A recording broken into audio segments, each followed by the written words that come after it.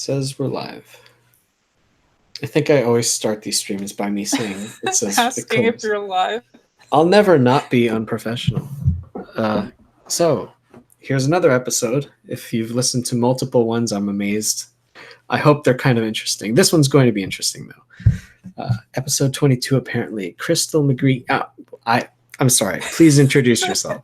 No worries. Hey, I'm Crystal McGhee, a script doctor, and I have a comic out. Yeah. And the name of that comic is The Good Night Story, Nightmare Realm. Yeah. And it's been on Indiegogo for how long now? It's been a while. Well, I think we ended in February or March. Yeah. It's So it's been been in demand for a little bit. Yeah. okay. In case anyone doesn't know, what's the protocol for in demand, and how does that kick off? Well, when it's in demand on Indiegogo, you can still purchase different perks or tiers. So yeah, before it closes. I mean, I figure that I'll probably close the in-demand store once we start, shipping the books out and whatnot. So yeah, you've got a little while to secure your copy. Oh, I see. So once you're ready to ship, you've got to close everything.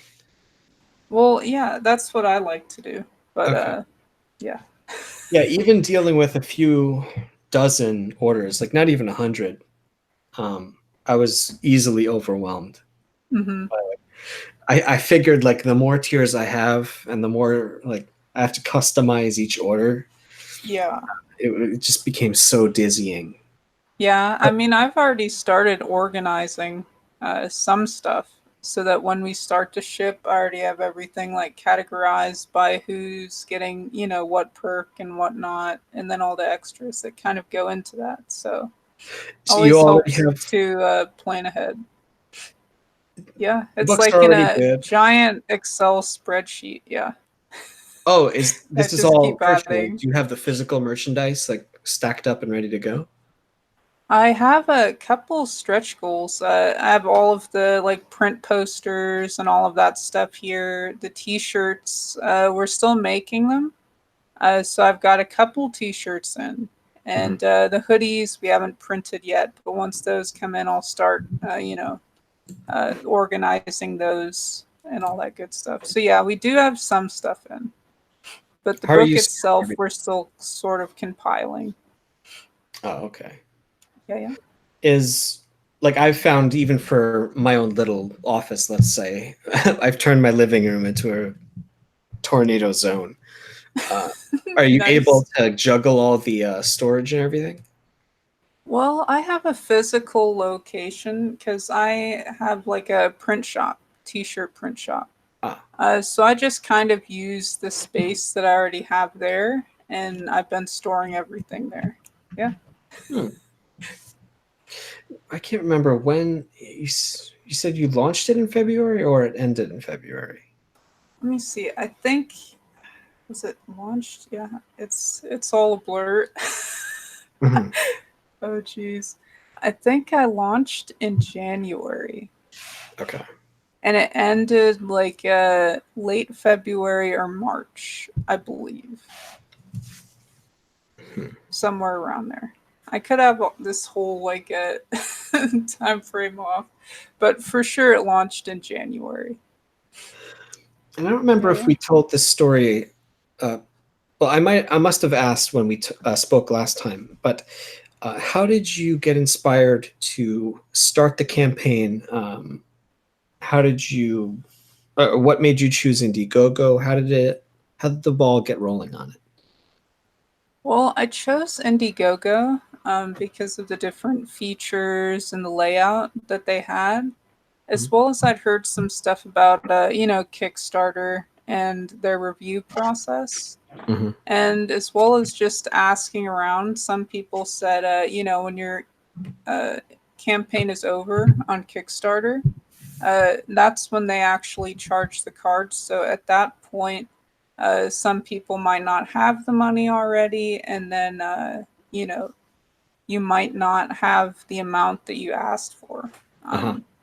Whereas Indiegogo, it's kind of like if you pre-order video games, you pay for it up front, Yeah. And then that way you know that the total that you need to complete your comic is secured.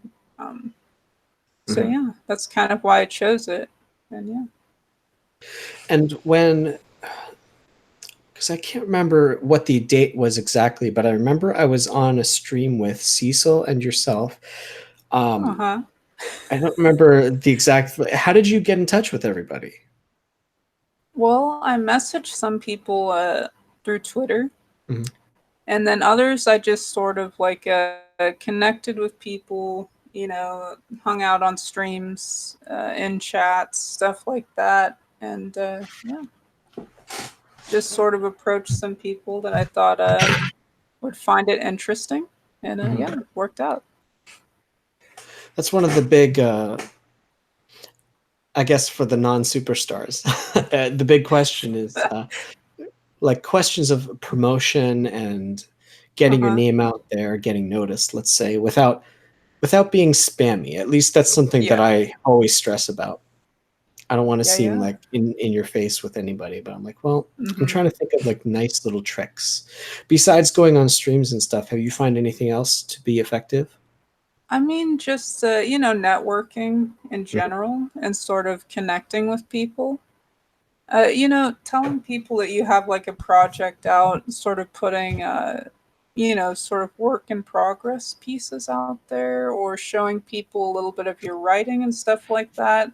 Just that alone will start getting people interested, Mhm. I find, or, you know, just kind of casually talking about it. That way it seems, you know, less spammy, as you were saying. Yeah. And, you know, Yeah. just casually bringing it up in conversations or, you know, in the text chat of somebody's stream, you know, hey, I've got a comic I'm working on and it's about this, you know, just in a casual way where it makes sense. I see. I seem to have come across a well, part of this little show here, let's say that I have is just getting to talk to people like ourselves. Well, I would say more like people like me who are just trying to figure out how this all works, and Uh huh. we don't really know what we're doing, but I guess it's fun to just kind of see how other people are doing it. But I'm also curious about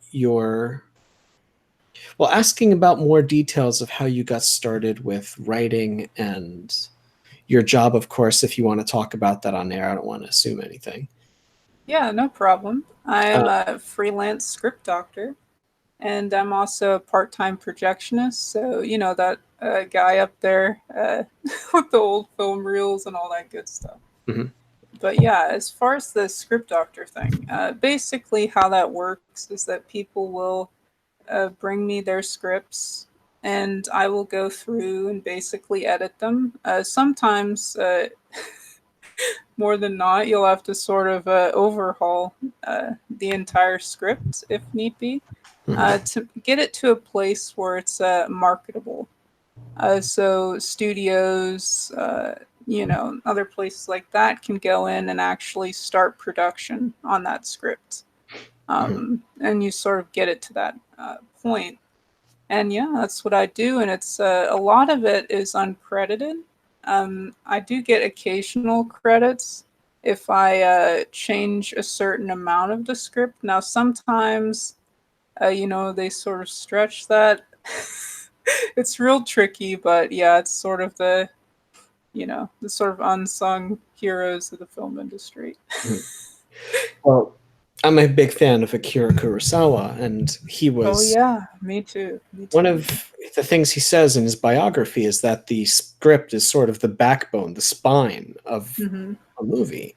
Without a good script, you've basically got nothing. You can make a good movie. What does he say? If you have a bad script, what is it? The wording is funky. If you have a good script, you can make a good movie, even if you have a bad director.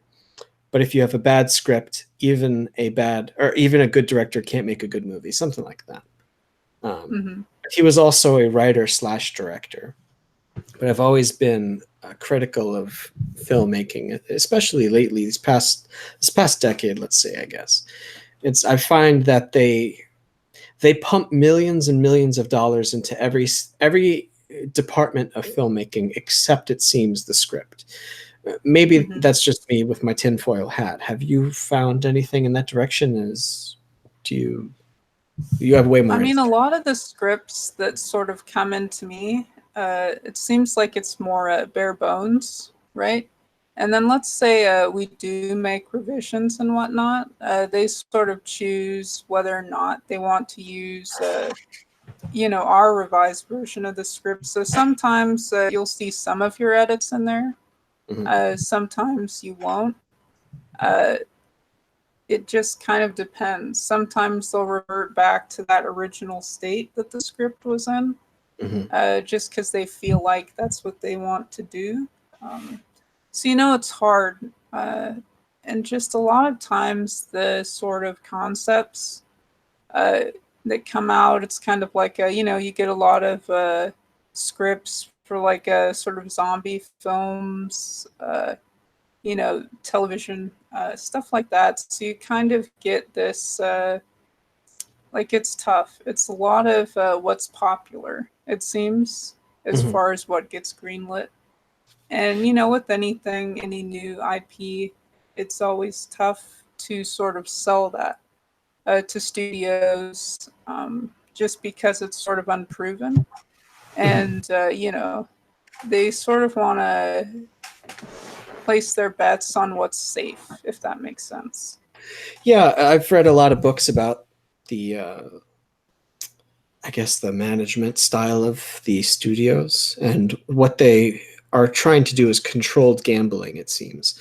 They Hmm. don't know if Yeah. something's going to be successful, so they look at trends. Oh, zombie movies are Hmm. trending, like you said. Vampires, zombies. Uh-huh. Superheroes, franchises. Exactly. Yeah, so it's like Adaptions of we always have books. to have Yeah. a sequel set up at the end with a little stinger in the end credits or Hmm. something. Yep. Um, which is ironic because if we're making, let's say, indie comics, that's where all the risks are being taken because nobody's telling us we're not allowed to do something. And Hmm. they're relatively low budget. Um, Not to say they don't take risks with higher budget films, I suppose. Um, but I do see this sort of regurgitation. Oh, this is popular right now. Let's make more of this. Hmm. Let's see. That is definitely true. Yeah. And I mean, it's tough because there are, new films out there. Like, let's say there's this film called Midsummer that's out. A lot of horror films, they sort of try some new things. It's sort of tough as well, marketing wise, to get people to the theaters or, to the stations to sort of see what you're trying to show people. Mhm. And that's another thing because, sometimes the audience might say that they want something new, but they're not necessarily going out to see it. And that's another issue as well. That's sort of hard to tackle. Well, there is that. It's always in the air about they're saying that Hmm. theaters are struggling. It's the big blockbusters always do good, but then Uh there's huh. a lot of movies where you have to take risks on. Hmm. Like for instance, where I used to live, there was a local theater where it was like it was only $5 for a ticket, so it was less of a risk to take. I would go and see indie movies that I'd never heard of. I remember years and years ago there was a movie called Wendy and Lucy, something like that.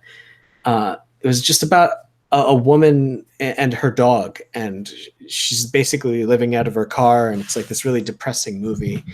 And I don't remember why I even saw it. I was just browsing Rotten Tomatoes, and I'm like, oh, this is a weird indie movie. And so I just went out to the theater and saw it. Or Jodorowsky's Dune, if anyone's heard of that. Um, these are just random movies that I never would have seen on TV, but I was willing to take a risk on it because A, it was cheap. I guess that's the big thing stopping me, or it was stopping me. Hmm. But being a projectionist, do you see trends? Uh, are they alarming trends? Or is there anything that can be done about it? I mean, I think the problem too now is that if you look at sort of companies like, let's say Disney, for example, right?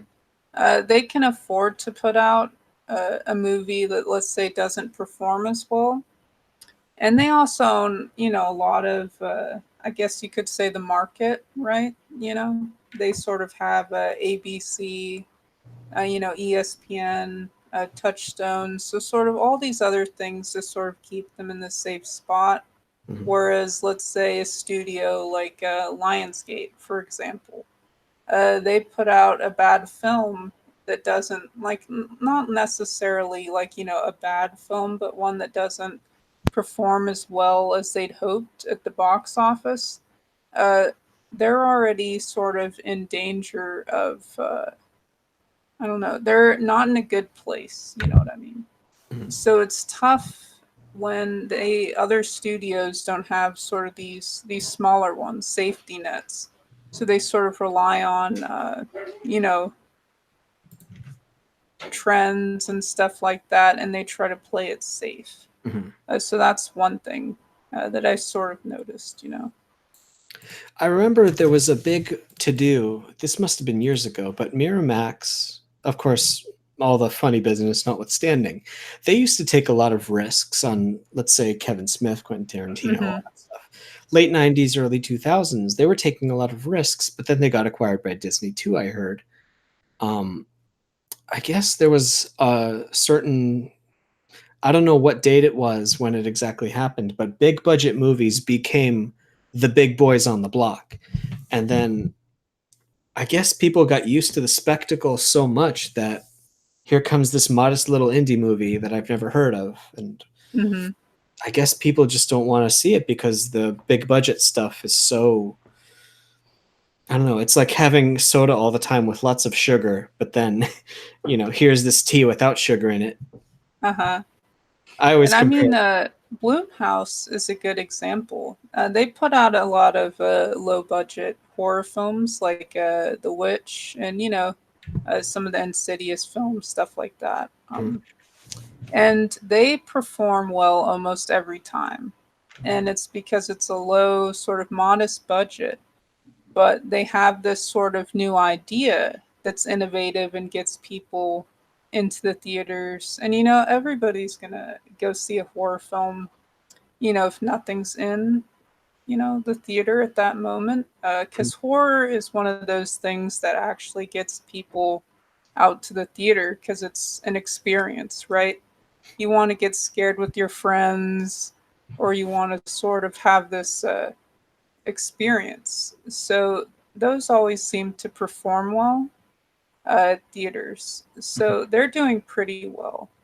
It all depends, budget, the script. It all sort of has to be on point if you want your sort of low budget film to succeed.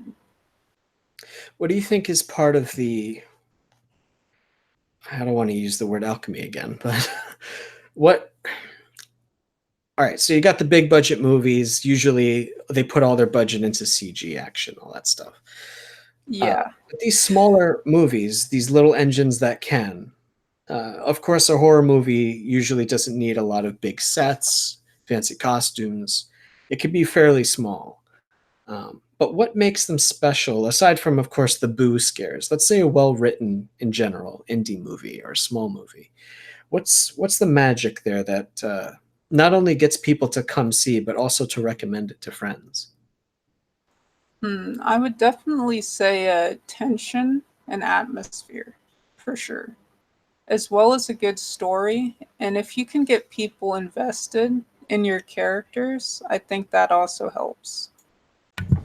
Mhm. I always say a good story is like visiting friends, where if I really love a set of characters and I just want to spend time with them, like I always say, one of my favorite films of all time is Amelie, and especially when I was younger too.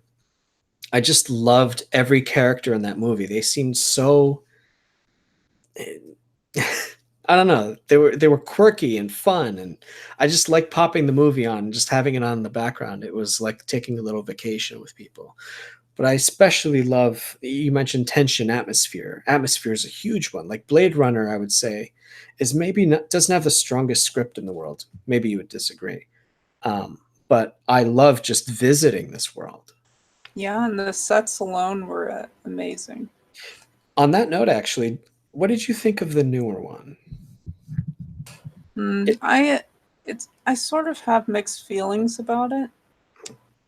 Like, I thought the atmosphere was there, but it sort of felt like characters were making odd decisions at points. Hmm. And then it also felt like, I don't know, it sort of felt like it wasn't totally a needed entry, if that makes sense. Like, it just sort of felt like something was missing. I like that observation. It felt like a side story that could have been ignored and it wouldn't have changed much. If that's Yeah, exactly. And okay. I mean, it was so weird. It felt sort of hollow. I don't know. Mhm. Yeah. I remembered also, like, maybe you get this feeling too, but I sometimes feel like I'm going crazy because all these people are praising these movies, especially Blade Runner, and I left it feeling like I was really disappointed, and I couldn't quite put my finger on why at first. And I was thinking, like, there's something wrong with the sets, there's something wrong with the costumes, there's something wrong with the story. I just couldn't figure it out. And I was thinking, it's not that it was shot with daylight necessarily, but seeing Harrison Ford in like a t-shirt, a plain, you know, I don't know how to explain this without sounding. Yeah, that was a bit off-putting for me too. It felt so generic, and nothing about the original felt generic. And I also found, like, set design, for instance, the sets of the original had junk everywhere. Like, every set was filled, like, it felt lived in. Just crap from like a dollar store sitting around every table, dust, papers, everything. And the new one just felt really sterile. The sets, the Yeah, and I cities. mean, they also had a lot of talented actors and actresses. I mean, they had Robin Wright, and they also had like Ryan Gosling and Harrison Ford and all these other characters. But And it was like they didn't really utilize them. You know what I mean? Or their characters didn't get a lot of screen time, and it was just very odd. I don't know. You know? that really goes to the heart of what we've been saying. And I think the biggest weak point was the script. And I don't think that most people in this business, let's say Hollywood, but also this applies to comics and gaming actually, they don't realize how important it is to have not only a good script, but an excellent script. And they Mm-hmm. don't realize that, like, I say this with my nose upturned at some, business people, but like, just because they can type doesn't mean they know how to write. I always say Exactly. the I business definitely people, agree oh, with oh, you can on you that. put this in the script? Can you just throw this in there somewhere? And it creates this butterfly effect problem where, like, say you change something in Act One, now that's going to affect everything in Acts Two and Three as well. Mm-hmm. And if you throw something in Act Three, you can't just have it be a Deus Ex Machina. You have to go back and foreshadow it in Acts One and Two. Yeah, exactly. And I mean, it's a lot of these films. It feels like moving set pieces. Like if you're in a school play or something like that, you just, you keep changing out the set. And, you sort of notice it after a while, especially if you're not invested in the characters. People might not be as forgiving, and that's tough. I suppose the as an audience member, my mind wanders a lot. I'm looking around the Mm-hmm. screen, looking for something to latch onto, a character who's like, let's say their quest is Mm-hmm. meaningful to me. I don't know why they're doing what they're doing, or rather, I need to know why they're doing it, and I need to care why they're doing it. Uh-huh. Or Most of there's some type of, greater theme that's sort of driving the story. It's just you have to have something that you're invested in, I'd yeah. say. Well, man, there's a lot of. I do want to get into this more. I don't want to And like. of course, Jared Leto, too. That was another issue uh, with the latest Blade Runner film. It was like they had him in like all the advertising, and Dave Bautista as well. And they were barely in the film, you Yes. know. And that's another issue too that I've noticed recently. Like a lot of advertising campaigns, for films and whatnot. It's like it's sort of deceptive at times. They'll have, and it's really tough because a lot of films, when they're cutting the trailer together, sometimes they just have pieces, or the film has just started. Maybe they're a month into it, maybe they're a couple weeks into it, and the production companies are like, okay, we need somebody to make the trailer. And they sometimes only have so much footage, and by the time you finally get to it, and you put that trailer out, the film might have totally changed. So it's tough with that too, Mhm.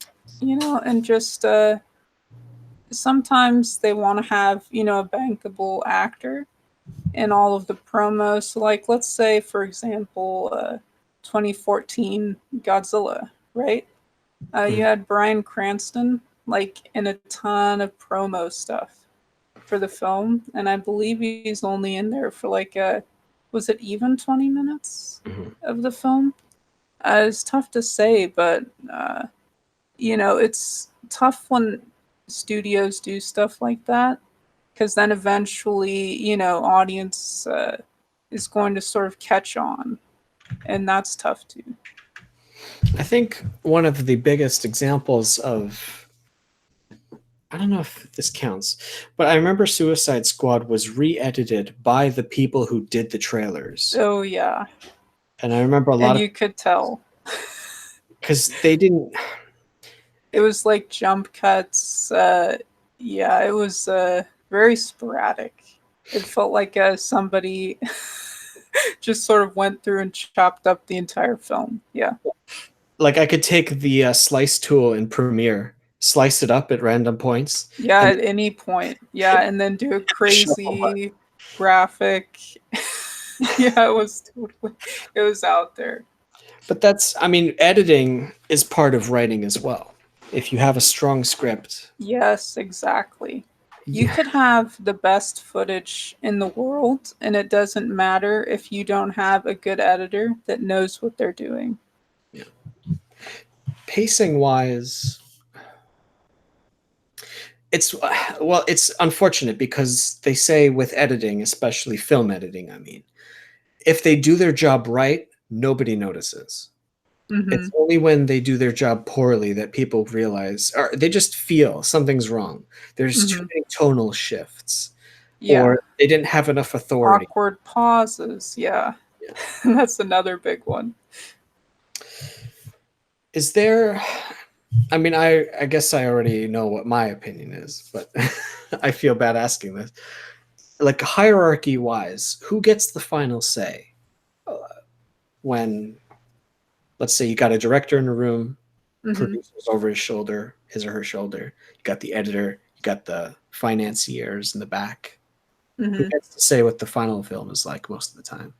Uh, I mean, a lot of times it varies.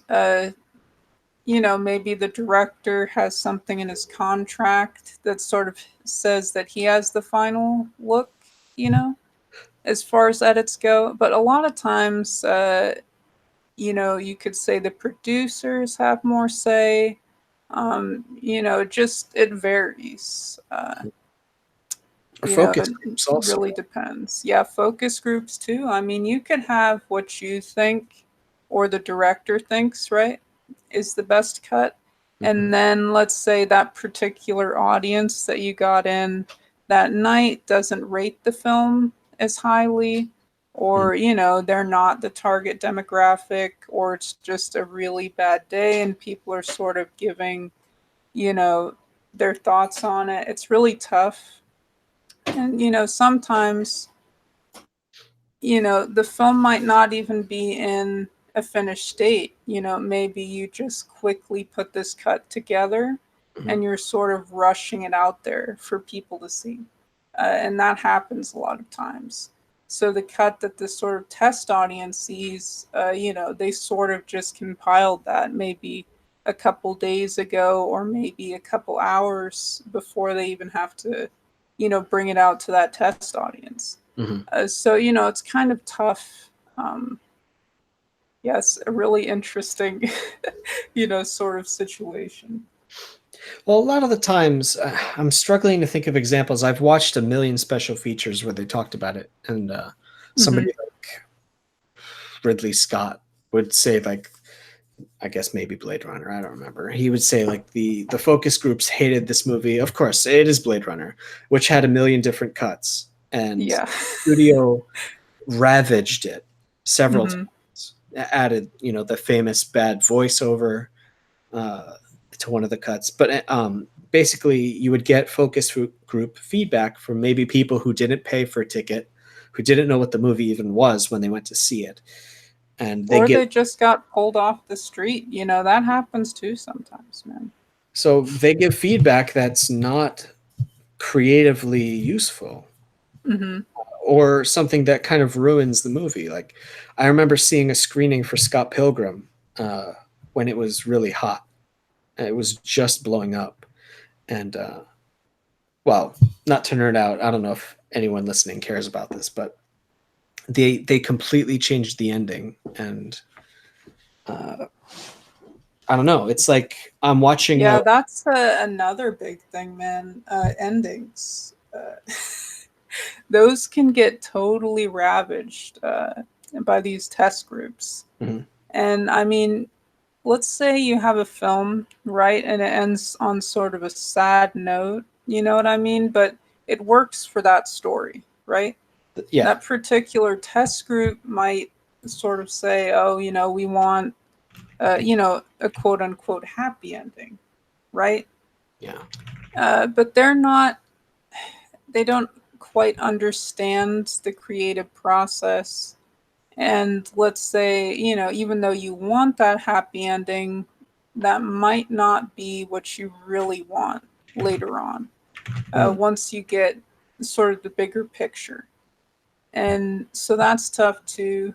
A lot of films, the endings has gotten butchered, because of that.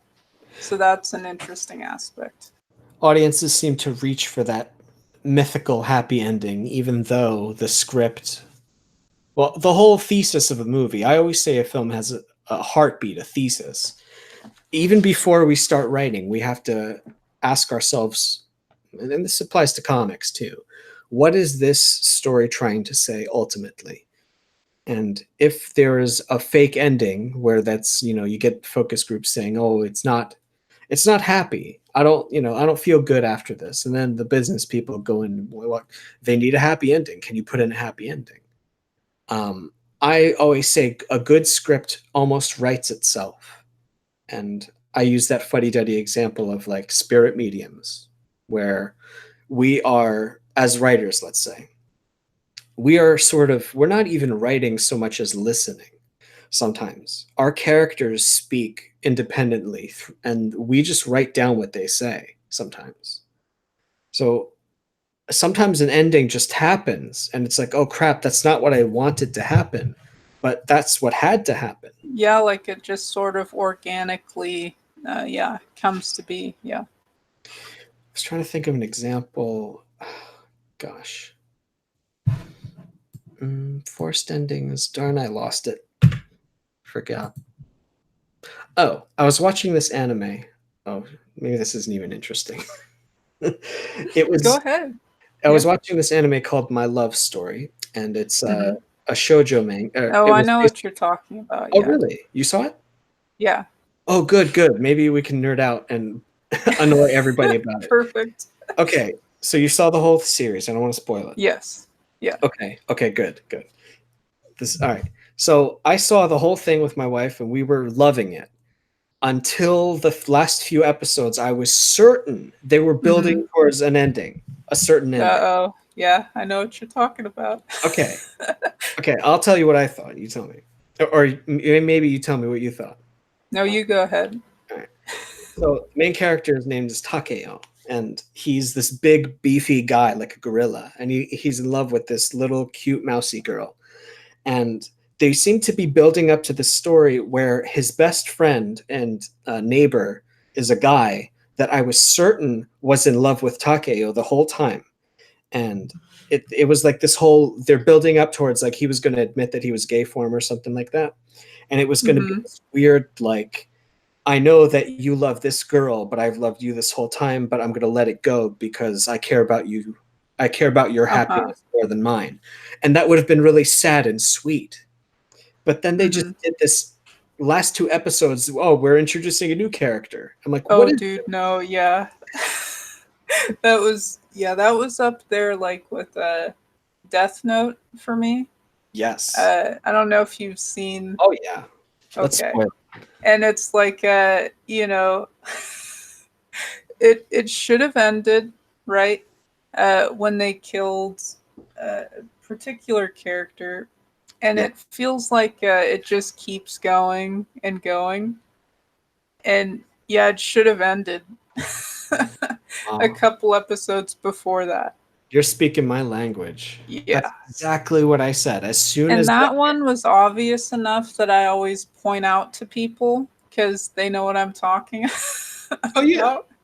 If you watch it, it's just so forced to have these extra couple of episodes that sort of feel like they lead nowhere and it's sort of needless and extra characters pop up. Yeah. Mhm. Well, really the keyword for me is foreshadowing.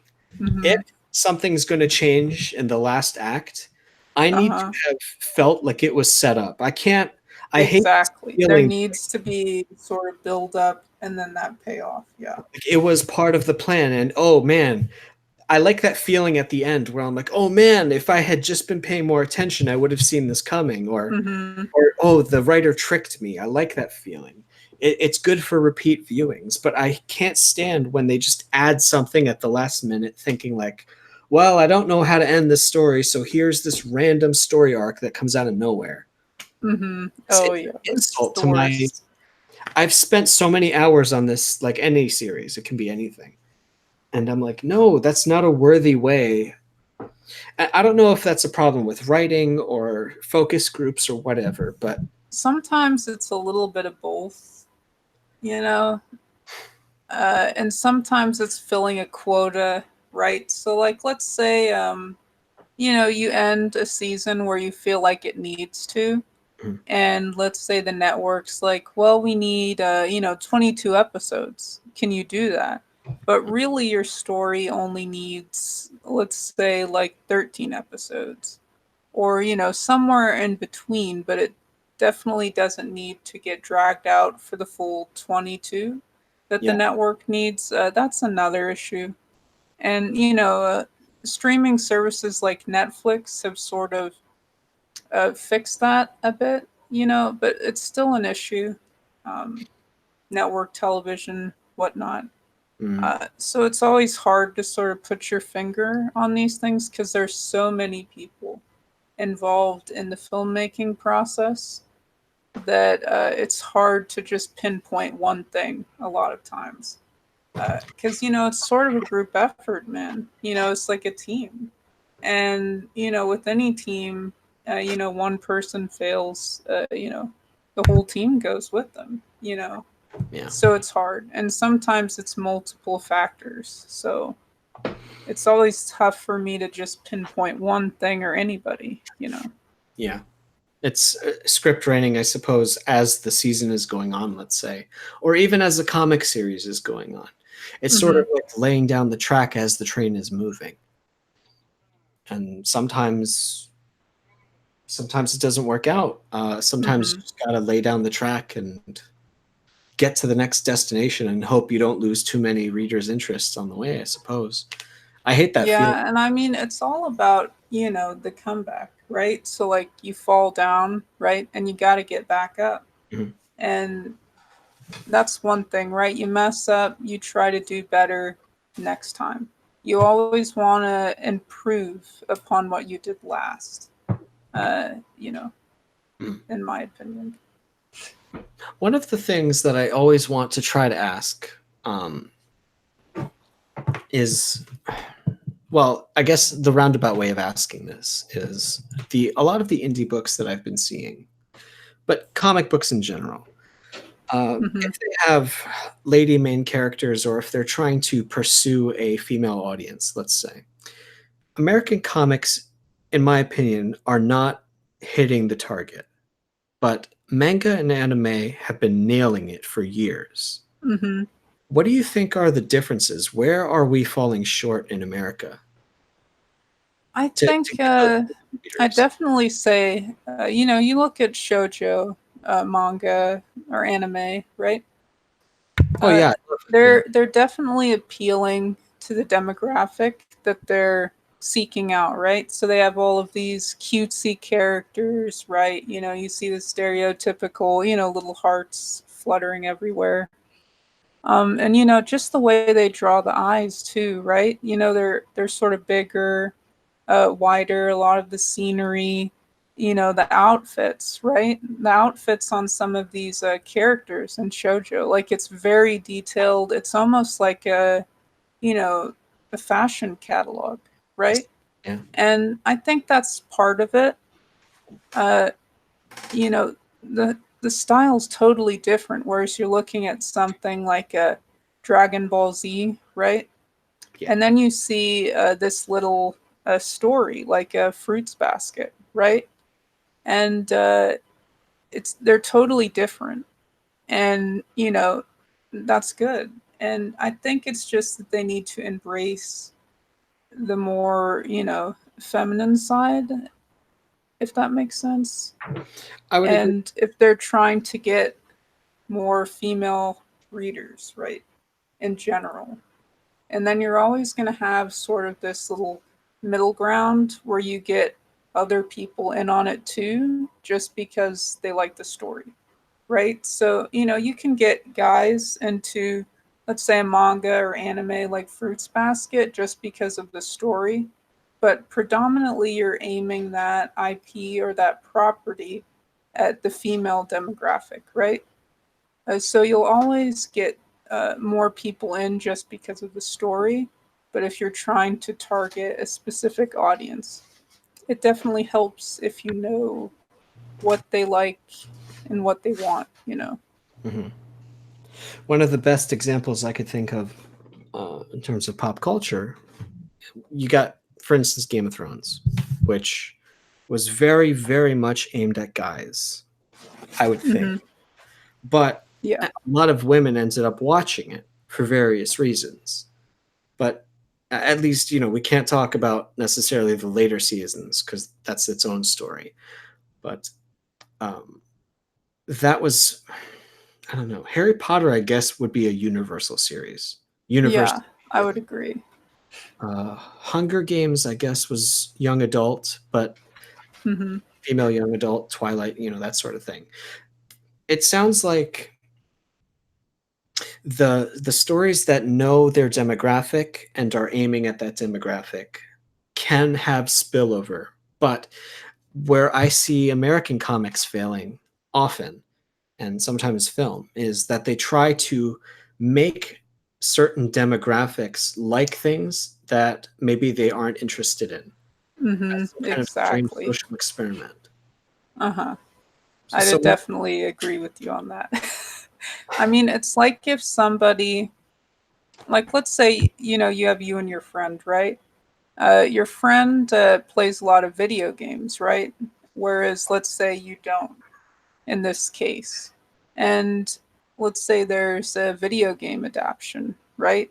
He's going to know as a gamer what he wants in a feature film adaptation of a game that he plays. Whereas if they drop this sort of task on you, either you're going to have to really study up on video games to figure it out, or you're just going to make decisions that people who are gamers might not particularly be on board with. You know what I mean? And that's another thing that's tough as well. yeah, a lot of film adaptations have that problem now. Assassin's Creed, Ooh, Warcraft. yeah. And it's not for lack of talent, in most of these cases. Like Fastbender, he's, pretty decent. He has good range, Yeah, right? a lot of times the problem lies with the actual material that these people are given. There's not much they can do when the script isn't allowing them to get to where they need to get to. So they can have a great performance and deliver fine somewhere in their souls, a very emotional, Hmm. oh, my, you killed my friend. And, they're very sad because they're thinking about their friend and they're crying or something like that. But the audience is not feeling it. Yeah. And I Or, mean, think about video games too, right? Like you spend so much time in this world, and it's like a lot of times the gamers are actually invested in these characters, right? yeah. And that's one thing that the scripts might not be servicing if they're not a fan of that material. It's hard. Like, I would even go as far in the direction to say, like, I would almost intentionally alienate non fans of the game. Let's say if I was adapting something, which actually, I don't know if I should say this on air, but I know a guy who's adapting a certain story and changing a bunch of things around to make it unique. And it, I can't even do this. What am I trying to say?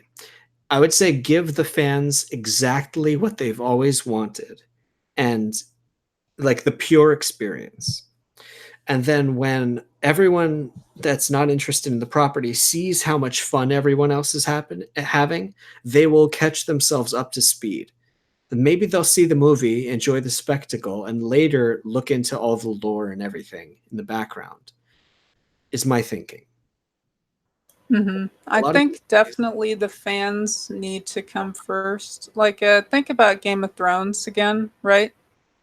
If you get the fans on board, if you lock them in, you're going to have them as long as you do right by them. You're going to have them the whole way, right? And along the way, you'll get some sort of outliers or like spillover, you know what I mean? But for sure, if you do right by the fans, the rest will sort of come naturally a lot of times. And a lot of the studios have this habit, it seems, of alienating fans. And then when the fans turn on them, they have this sort of like, oh, Sort of blame the fans they're just mentality. Yeah. fickle. They don't know what they want. Why aren't they eating what we feed them?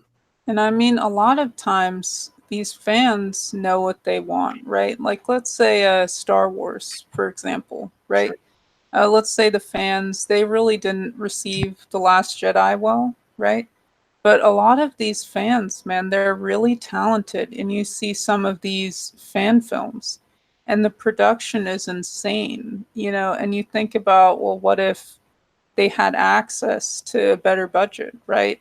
They had time to make a better script and sort of fill it out more, right? The Mhm. fans definitely know what they want.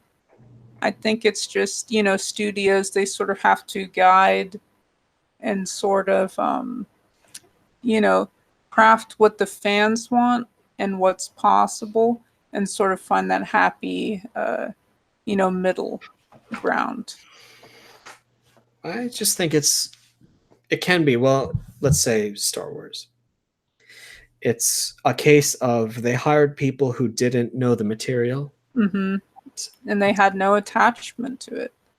Yeah. And that's one thing like Marvel has done Mhm. that has made them more successful, right? Like Kevin Feige, it seems like he genuinely cares about these properties Mhm. that he's producing, right? So he likes Spider Man. It shows there's a serviceable, Spider Man movie. Whether you like it or not, the pieces are there. There's definitely an effort being put forward, right? You had Avengers, all this stuff, and it feels like they're definitely, you know, trying. And sometimes it's a hit, sometimes it's a miss, but they have a direction and they're definitely trying to service the fans. Like that's their priority, it seems, you know.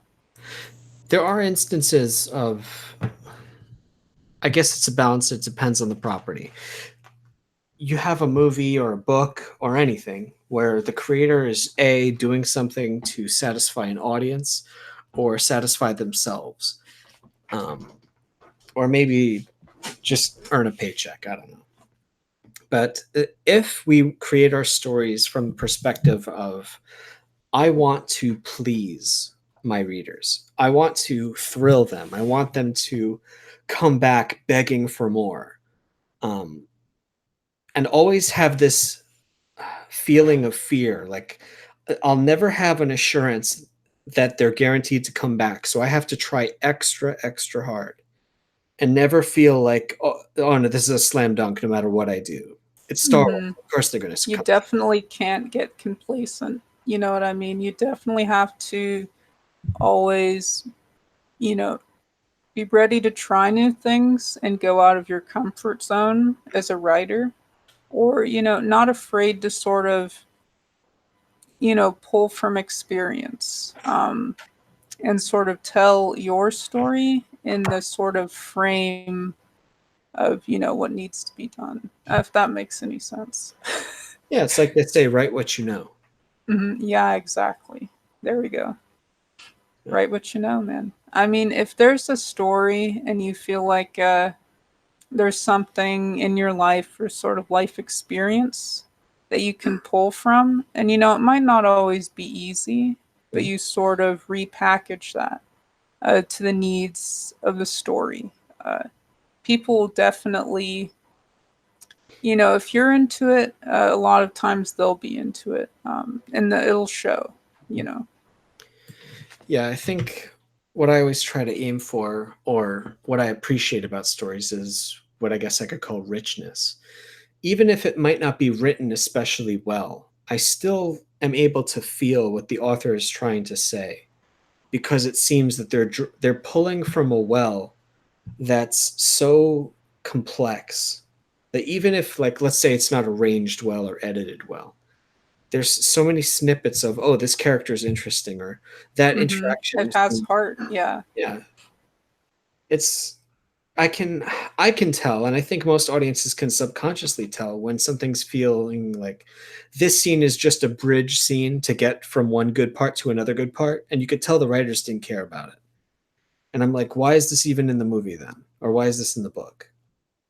And especially with comics, and I'm sorry, we can talk about comics again. Uh, a lot of space in a single issue of a comic is so limited, at least for me. 30 pages is like nothing writing wise. Hmm. It maybe amounts to like 10 minutes of film or something. I don't know. I'm just pulling that out of my hat.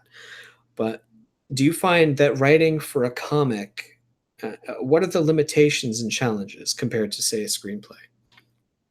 I mean, I treat comics kind of like an episode of television, Mhm. right? Um, let's say you have a show like a House of Cards, right? And you have certain events that take place in that episode. And then at the end, to get people excited for the next, you sort of have this cliffhanger of sorts, right? That sort of leads into the next episode. I feel like that's the best way to go about it, right? So you have a beginning, a middle, and an end. So within that issue, right, you have, okay, the characters start off their adventure, and then sort of midway in there, you sort of start to build the team, right? And then let's say you sort of end that issue, you know, after, let's say, like a fight, or maybe just before. Like, it all depends on your story, but you sort of put it in a position where people are like, you know, they want to see the next issue to find out more. And you have to do it, and all of this, you know, depends on, you know, payoff of foreshadowing. Like, all of this stuff helps you along the way. So that's kind of how I treat it. At the end of every maybe not every issue, but a lot of issues are Yeah, not every issue, but something that sort of leads into a next, like a thread a hook. that will get people interested. So, like, let's say, the first issue you end after this big fight, and then after the fight, you meet this new character at the end of that issue, right? And then you just kind of cut. You know what I'm saying? And maybe it's not always like something huge, but it's something that's getting people's interest for the next issue. Mhm. Yeah, it doesn't always have to be big, but you can definitely use those tricks to get people interested in the next. Yeah. Well, really, if we as creators fail to gain the audience's interest, there's more competition now than ever. There's a bazillion stories that are uh, Hmm. vying for your attention and your money, and especially us as indie creators, I think we have to work like I don't know, a million times harder. Whatever. Twice as hard, yeah. We really have to work against. We're ice skating uphill, you might say, where Hmm. we're really like if we slack just a little bit, um, I don't know. Maybe there's part of the market. One of my things that I've been wondering is like a lot of issue ones do really good, but how many of us are doing issues 2, 5, 10? Hmm. How That's far? another big thing. Yeah. I mean, I always say that it's best when you're, writing a script, for example, right? You work on the ending first. Mhm. You definitely want to have an end in sight or have like at least a couple issues plotted out ahead of time so it feels like your story has some type of direction that it's going in, or you can kind of see resolution, excuse me, in sight. So I always start with the ending. So, like, let's say, for example, my comic, The Good Night. I already know how it's going to end, and I've plotted out all 12 issues of this maxi series. And along the way, it doesn't mean that you can't go and tweak, the next issue. So, like, let's say fans are like, hey, we like this character. Mhm. Is there any way we can sort of incorporate them in more of the story, uh, you know, later on. So that's always something that you can do. But I definitely think you should have a plan, just to be safe, As or at opposed least have an ending in sight. you're at issue 2 now. Has the first issue shipped yet? Not yet. Not yet, no. Okay. We still have a couple of pages from the first issue that are getting tweaked. And we have the cover A and cover C are still getting colored, and we're about halfway into, well, over half now, over halfway into issue 2, Mhm. and we're chugging along, and we still have pages in issue 1 that need to get lettered, and pages in issue 2. So we're chugging along. And the current campaign is for issues 1 and 2. Correct. There's issue 1, and issue 2 is sort of like a stretch goal if we get to 20K. Ah, And we're pretty close to that. We are actually 5K away from hitting 20. oh, cool. Yeah, yeah. Are there plans to do another campaign for 3, 4, and beyond? Yeah. Yeah. And we also have a website that we're working on Mhm. where, let's say, after the in demand store closes for issue 1, you can order it off of our website. And we're currently building that. Oh, good. So we'll have that probably up in, like, a couple of months. How about like comic shops and stuff? Have you looked into that? Yeah, we're looking into it. That'll be a little bit tougher. It sort of helps if you have an audience that's sort of built up. If you're trying to look into like, Diamond and other stuff like that, but definitely in talks with like local comic shops. And yeah. Mhm. we're working on it. One of the biggest challenges I'm trying to look into, I don't know anything about this, aside from walking into shops. Hmm. I have the advantage that a lot of people don't, I guess, that there's like 10 within, you know, I can drive with very close to me. Hmm. So I can walk into each one and say, hey, do you guys want this book? And then I'll plap the book down, and then they can say whether or not they're interested. Um, but and I assume if it works in my area, why shouldn't it work if I visited, you know, within 100-mile radius of me? Hmm. So Like maybe the next state over. And I yeah, mean, comic book conventions too are another thing. mm, You know, there's maybe you have a couple in your state, the state, over from you. yeah, Um, Comic conventions, if you can set up your booth in a way that people are attracted to it, like maybe you have, let's say, a sort of gimmick to get people to your booth. Like, let's say you have a friend that's a cosplayer, right?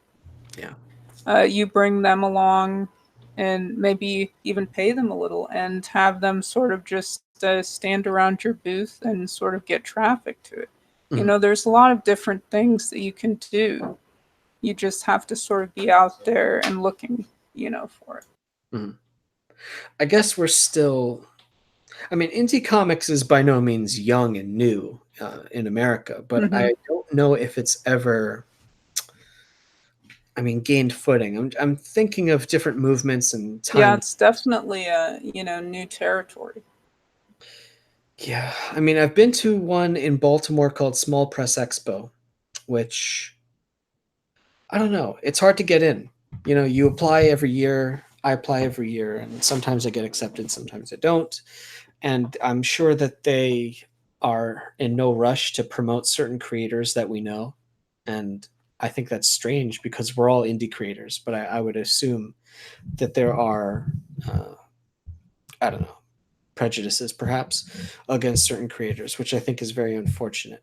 But I know that someone, well, not someone, I interviewed someone named Nerd Wonder that some people might know, who we talked about on this show, putting Yeah, together. she's fantastic. Yeah. She's, I don't know about the timeline, if it's going to work out for this autumn or not, but she has been wanting to put together something in her area, which is the Dallas area.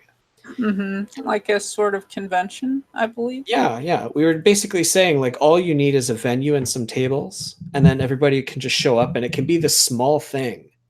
But like, I'll jump on a plane, no problem. I'll make it happen. Uh, Yeah, and I mean that's another thing too. If you can't, you can't get into these conventions, right?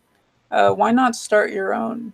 Always be on the lookout for other opportunities or people to collaborate with, mm, or fellow artists to team up with. Always be on the lookout and always hustle. Don't give up. Um, yeah. yeah, I think networking is probably the biggest, aside from creating quality content. That's probably the other side of the coin. Networking Hmm. is one of the most important things a creator can do right now. I've seen that. Well, let's say we've probably Yeah, circled it's back. definitely I'd say one of the number one tools in your tool belt. It has always been a weakness for me. Growing up, I was always shy and introverted and that sort of thing. And Yeah. also, I had Me most. too. Yeah. I never knew if my art was good or if my stories were good. And I was like, oh, I just suck. Why would I even bother telling anybody about my stuff? You know, I'll just be embarrassed. And then I just hit a certain point where I'm just like, it's not going to happen for me. Like with when I started dating my wife, it was like, maybe I'm not the best looking guy, I would tell myself. But if I don't start looking now, I'm going to, you know, be in real trouble as I get older. So as like art stuff, as I was getting older with my art, I was telling myself like, well, maybe just put yourself out there and be embarrassed. It's okay to be embarrassed. And eventually I realized, wait, no, maybe it's just low self-esteem. Maybe my stuff is okay and I do deserve, Hmm. you know, I I do mean, deserve. as artists, that's always tough, to tackle. Mhm. Because you're always sort of looking at your work whatever it may be, and you're like, okay, maybe this script, it's not the best draft, or maybe this art, like, is it, good? Is it ready to go out? That's always tough. And sometimes you just have to get over it and sort of just put it out there, if you know what I mean, and sort of step back. Well, if we keep waiting and waiting until we think we're good, then, who knows how Hmm. close to retirement will be. Yeah, and I mean, it's always better to get the mistakes out of the way Mhm. and start getting to some of your best work, if that makes sense. Yeah, nobody's going to be excellent on their first try. And even if they are, failures are waiting. But nobody would ever make fun of someone for very long. Like we make fun of, let's say, Star Wars for dropping the ball so hard. Hmm. But most creators, Eventually, it's going to blow over. Yeah. yeah, like who would follow? Let's say I wrote a book that sucked. Who would follow me around for months and months telling me I suck, I should stop trying? Aside from that ghost on my shoulder, you know what I mean? Hmm. That nasty devil that Exactly. saying I suck, I should just stop trying. And I mean, you can always improve. You can sort of take that criticism and, go out there and improve on it. If people didn't like it the first time, show them the second time. That's true. There have been a number of people I've interviewed who have had two campaigns for the same book. The first one failed, and they just relaunched it after gaining more followers on Twitter and stuff. Hmm. And it And a succeeded. lot of times, it's not because of the art or the story. Sometimes it's just bad timing, right? Yeah, Like with anything, maybe you launched it a little too close to Christmas or a little too, before, it's all about timing. And sometimes it's not you or your product, it's just your timing wasn't right. hmm I often think about that on Twitter if I publish a strip or something, a comic strip, and it doesn't seem to gain a lot of traction. I sometimes wonder, is it really as simple as posting at the right time when people aren't at work or something? The right time, the right hashtags, and then sometimes it's like maybe your fan base is in a different time zone. Yeah. You know what I mean? And it's hard to sort of, you just kind of have to notice and sort of try to adapt and figure out what works best for you. Mhm. Where do you think the future of indie comics, we're part of it, but where do you think the future is in the next year, couple of years? I think a lot of it is just going to be sort of building our IPs, right? Mm, And sort of it's like a arc, right? You get the different animals on, right? And so let's say you get your comic, you sort of tell the story you want to tell. Then you sort of have merchandising. And then let's say maybe television or feature film deals. It's sort of going to be navigating this space and sort of working your way up, if that makes sense. mhm. And it all starts with little steps, baby steps. And right now we're sort of like at the conception, right? I mean, we've just started to get some of these Comicsgate books out, and there's still more stories to tell. And so a lot of it is going to just be, you know, taking our first steps and navigating what comes next.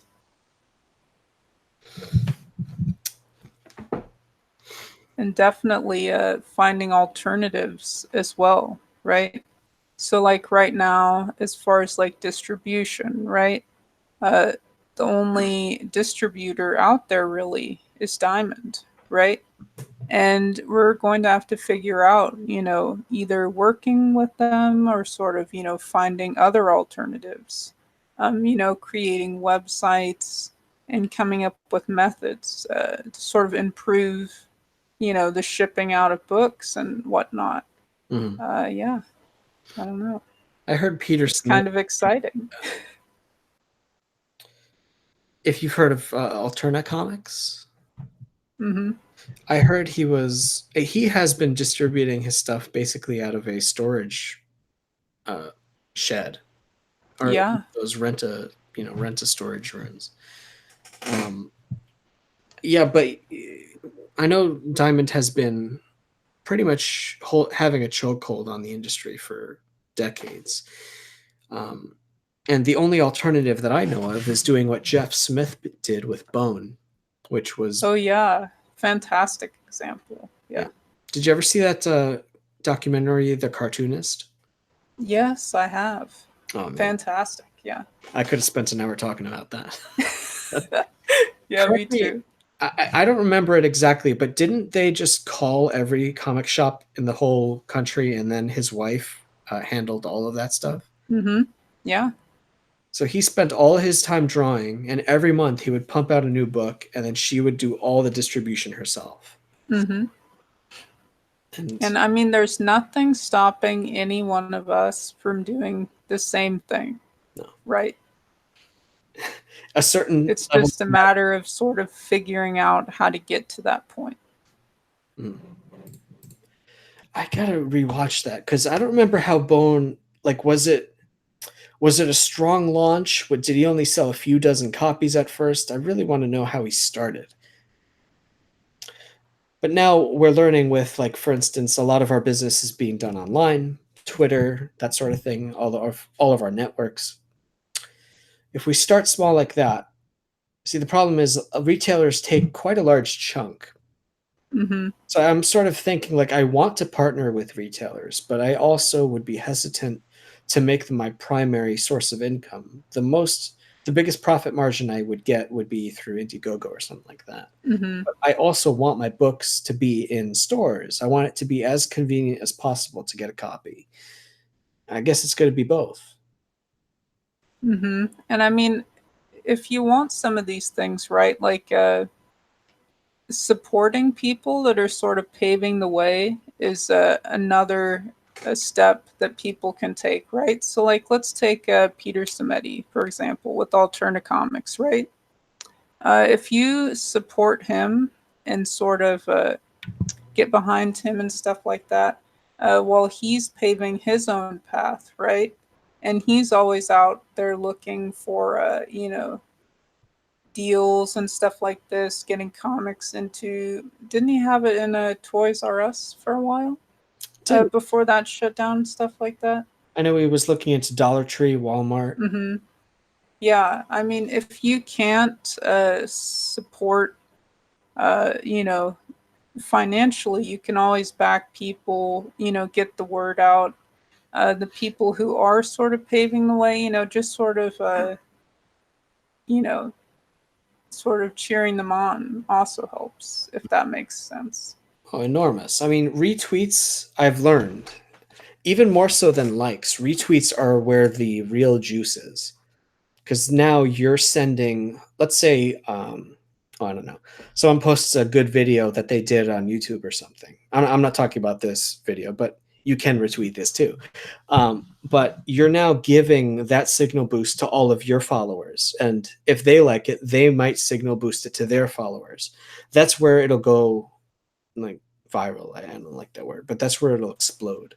So Mm-hmm. if you see something like Peter, who I really admire him, and I try to retweet his stuff as often as I can, Mm-hmm. just to get his name out there, saturated. Word of mouth is a fantastic tool. Like, for example, How to Train Your Dragon. For the first film, it didn't get as much traction when it came out. But then suddenly, fans are leaving screenings and they're like, oh, have you heard about this, new movie? It's really, this or that. And word of mouth is a fantastic tool, Mhm. you know, and that can sometimes make or break, anything. Your film, your comic, word of mouth is just fantastic. Well, yeah, it's like I know my friend's tastes, and if he likes a movie, it's more likely that I'll like it. Yeah, exactly. Or in the case of some people, if they like it, that means I won't like it. Yeah, exactly. I won't talk specifics though. Speaking of promotion, I noticed I was looking at the Indiegogo. Um, it wouldn't be a surprise then to say that I did a cover for The Good Night. And Yes, the main cover for issue 2. Yeah. I saw it and I was like, oh wait, I don't know if I missed the tweets or something. I felt so bad, but I was going to like do this whole, hey, look. You So still can? Yeah. no, okay. I wanted to ask you on air if I have permission because I actually did. Yeah, you can start spreading it around, man. Yeah. Okay, I'm gonna do it then. Tonight, then I want to share some of those images with everybody. Yeah, go ahead. I actually also filmed myself drawing some of it, so Oh, maybe I'll that's throw it on the cool. channel Yeah, if anyone's interested in seeing how I did it. for sure. Yeah. But it looks so good, and it's if anyone's wondering, yeah, it is the main cover, which is such an honor, and I was amazed to be asked. So I want to thank you publicly. Yeah, and it's just so fantastic how it turned out. I mean, there's some people that really love the style, and they're like, I want a version of The Good Night in that art style. Oh wow, really? So funny. I love it. Yeah. I forgot. How is the map that I did? Or I'm sorry, should I? Oh, go ahead. Yeah. I gotta watch my mouth. Is that going to be incorporated into like a? Yeah, it'll be in the front of every issue of this maxi series. Oh, how about that? Okay, Yeah. cool. So if anyone's wondering, you can see. I also did. Was it released ever yet, or it's going to be a secret? No, it's actually released. You can see it on the campaign, I believe, in some of the updates. And I posted it around on Twitter as well. Okay. But yeah, it's fantastic. All right, I mean, just like those old, RPG maps, and even maps like Narnia and Lord of the Rings. I just love those old maps to sort of see in relation to what where the story's taking place, and the character's path. It's a fantastic tool. Yeah, for sure. It's one of the storytelling tools that are underlooked or overlooked. What's the word I'm looking for? You gotta let the readers know where they are in the story. Also, like a story map. Yeah, and especially with different locations, like in The Good Night, sometimes they're on Earth, sometimes they're on Zarthus, this planet that's sort of a living planet that sort of feeds off of the energy that the royal families produce. It helps if the reader knows where the action's taking place, especially when, maybe there's a time jump, right? They see how long it might, take to get from point A to, point B. And it helps you as, the storyteller to sort of work all of this out as well. Yeah, it's one of the big storytelling crimes that they committed in Game of Thrones. A lot of people are saying toward the later seasons where it almost seems especially this last season. You just have people teleporting, basically. Atrocious, yeah. It's just bad storytelling. It's careless storytelling. And when it comes to a series that was so carefully written before that, the contrast is even more abrupt and stark, if I may. It's way more noticeable. And I mean, also, Game of Thrones, they also had some restrictions, as far as the, studio choosing to have fewer episodes than previous seasons. So this stuff is always tough. I'm sure they did the best with what they had to work with. And, a lot of this, it seemed like there was issues, script-wise. And then you also have the studio coming in limiting the amount of episodes. So it's always tough. Yeah, but it's funny. At the end of the day, it is what it is. They had a deadline. That's really that's the scary truth of all this. Any project, really. Some projects you can be like Tolkien and just take 12 years to write your masterpiece. Sometimes you just have to, you have a deadline and you have to hit it no matter what. And if I don't know, I'm thinking about my own projects now. If I have a deadline coming up and I commit to a certain page count per day, and I'm not satisfied with the art, let's say, I have to let it out and let it go to print and be embarrassed by it.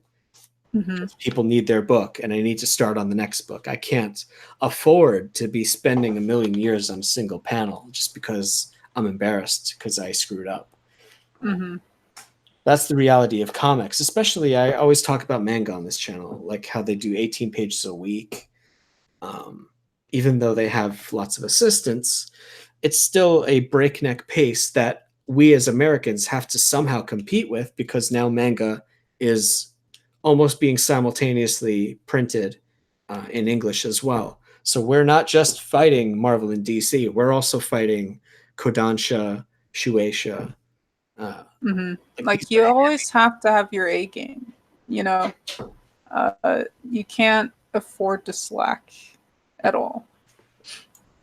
well, certainly I'm sure what I think one of our advantages is what I call like well, not what I call, but in like Rocky 3, the eye of the tiger, the that hunger that he had in Rocky 1. Hmm. We're just these guys, these normal creators who are just trying to prove ourselves, and we have the advantage of the hunger, I suppose. Whereas the big publishers are comfortable. Exactly. Yeah. So And they're willing to go crazy and that's a go, big difference. well, I see it. I see the effect now with all these Indiegogos, and I don't know. I'm really optimistic about where we're going to go in this year and next year.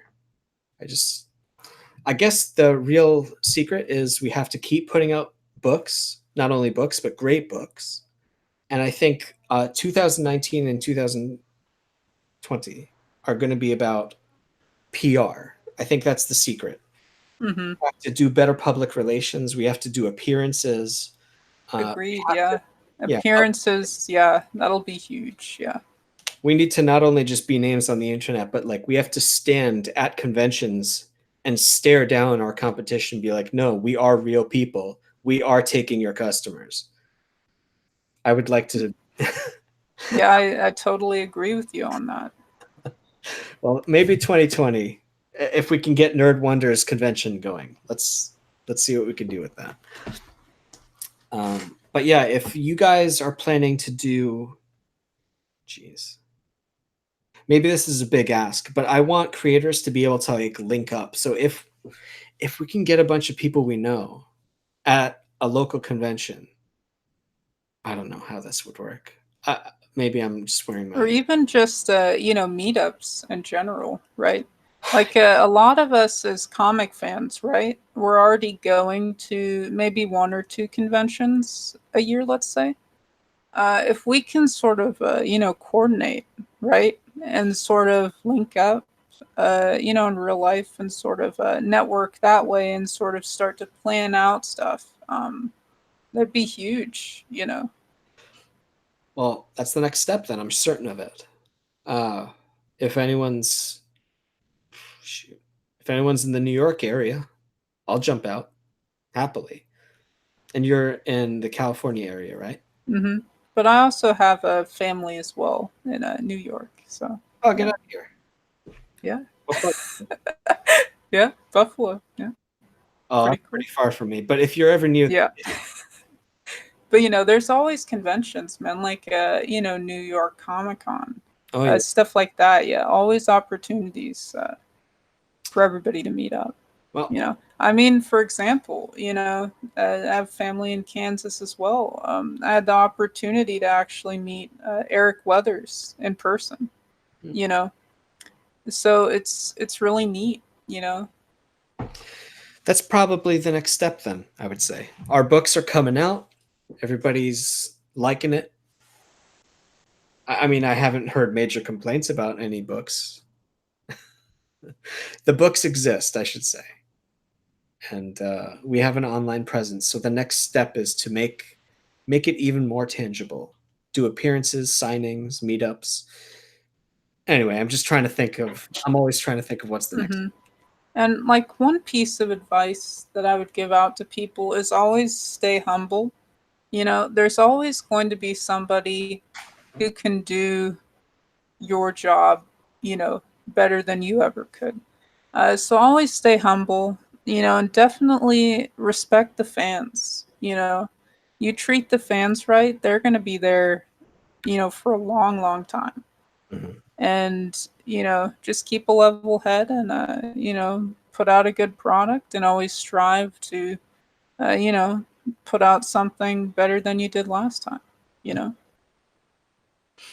Well, certainly the proof is in the pudding. If anyone is listening and hasn't seen The Good Night, I mean, well, Yeah, the it's link's pretty in the neat. description. Let's put it that way. You guys need to go see it, check it out. I'm sure you've heard of it, but give it some love. Uh, and of course, I'll be posting the cover illustration later tonight, and then I'll do a nice little video of what do you call it? The process, yeah. I just sporadically like filmed like Hmm. it's not I don't have the process down yet, but like I had my phone in my left hand, I was drawing with my right hand, Yeah, so trying to cool. make it Yeah, work. I always love those videos where you see it sort of come alive. Yeah, So I'll be sure to tag you tomorrow when I post that. sweet. Yeah. Um, we can. I also put your Twitter handle down there in the description. Is there any other things that you want to plug? Let everybody know about. I mean, I think we have it covered. If you love sort of Arthurian legend and little teddy bears fighting giants, check out The Good Night. It's on Indiegogo. You can find it there. You can find me on Twitter at Crystal McGhee, and yeah, that's pretty much it. And of course, again, links are in the description. So please go visit her. And like we mentioned, if you like something that she posts, retweet it. That's one of the best ways you can support creators. But yeah, it's always a pleasure to talk to you, Crystal. Please let me know if there's any way that we can support your projects. If you ever want to come back promote anything, just let me know. For sure. Yeah. Great talking with you. Oh, my pleasure, my pleasure. And thanks to everyone for coming. I'm always amazed when anyone wants to listen to me live. Let's see. This weekend, I think I have another interview on Friday, so you can stop by for that. Uh, yeah. For anyone listening, Mary Sue is still going on. Tell your friends about it. Take a look. I think I'll have to put the link in the description too. But anyway, that's that. Comics are indie comics are booming, and I want to keep the ball rolling. So let's all try to support each other. That's all I have to say, I suppose. Yeah. Well said. All right. Well, thanks again, Crystal, for coming. I'll talk to you next time. Thanks again for everyone listening. I'll see you Friday.